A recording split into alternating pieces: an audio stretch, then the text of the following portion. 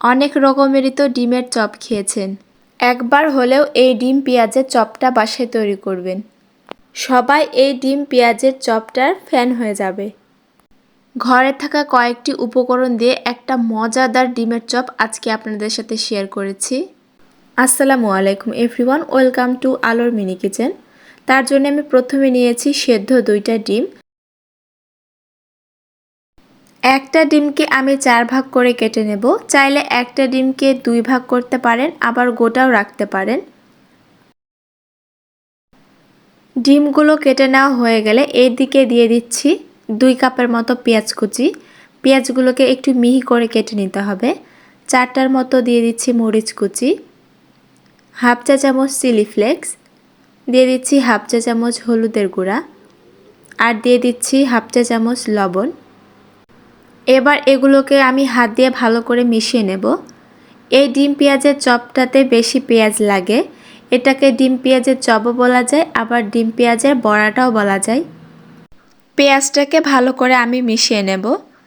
দেখুন আগের চেয়ে পেঁয়াজটা কত কমে এসেছে। এখানে দিয়ে দিচ্ছি হাফ কাপের মতো বেসন।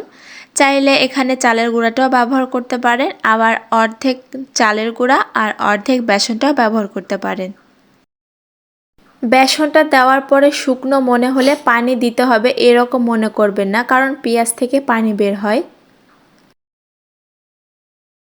এগুলোকে একটু শক্ত করে মাখাতে হবে। মাখানো হয়ে গেলে মিশ্রণ থেকে আমি অল্প একটু তুলে নিচ্ছি। এবার এভাবে হাতের সাহায্যে ফ্ল্যাট করে দিচ্ছি।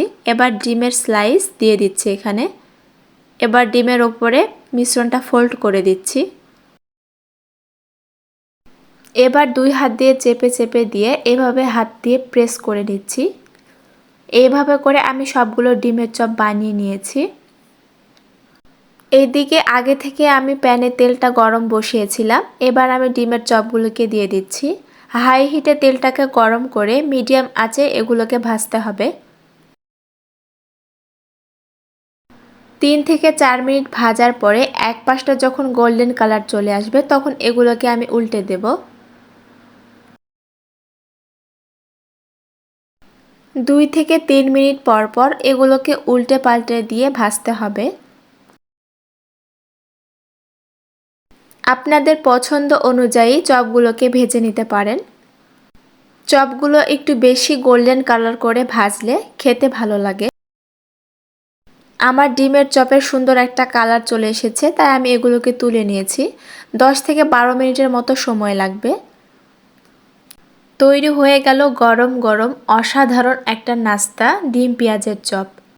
বিশ্বাস করেন এটা যে কতটা মজার, একবার হলেও আপনাদেরকে বাসায় ট্রাই করতে হবে।